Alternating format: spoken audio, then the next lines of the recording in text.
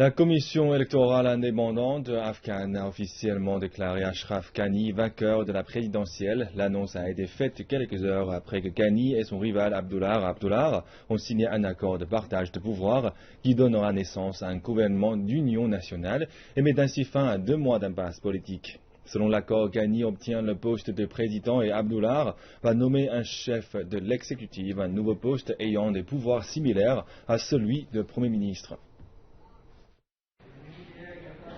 Ce qui a été dès le début qualifié d'élection historique l'est devenu, mais pas pour les raisons initialement anticipées.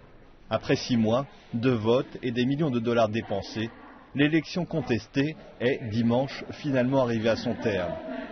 Après les allégations de fraude d'Abdullah et de Ghani, et après un audit de 8 millions de voix mené sous la supervision des observateurs afghans et internationaux, les candidats se sont retrouvés dans une impasse.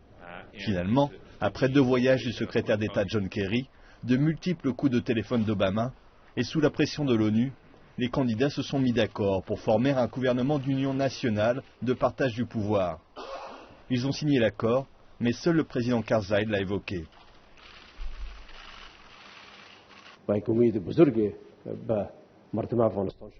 C'est un grand espoir pour le peuple afghan. J'espère que Dieu nous amènera plus de succès et que vous travaillerez nuit et jour pour le peuple afghan.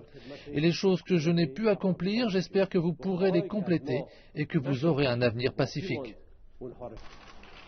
Ce gouvernement d'unité a été négocié pendant 2 mois par les candidats. Et dans le cadre de l'accord, Ghani devient président et Abdullah possible chef exécutif avec des pouvoirs similaires à celui de Premier ministre.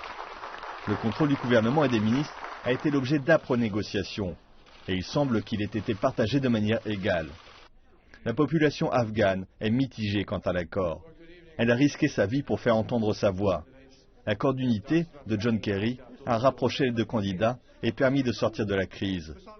Mais beaucoup se demandent à quoi a servi leur vote. Les candidats ont signé un accord, mais ils n'ont pas demandé au peuple s'il était d'accord. Nous ne sommes pas contents de cette élection car elle a provoqué une crise économique. Après la signature de l'accord, la commission électorale a annoncé les résultats, du moins en quelque sorte. Son responsable a simplement indiqué qu'Ashraf Ghani était président et qu'Abdullah était son chef exécutif. Aucun résultat électoral n'a été donné et les journalistes n'ont pu poser aucune question. L'Afghanistan a un nouveau président, mais beaucoup d'Afghans se demandent ce que cela va changer.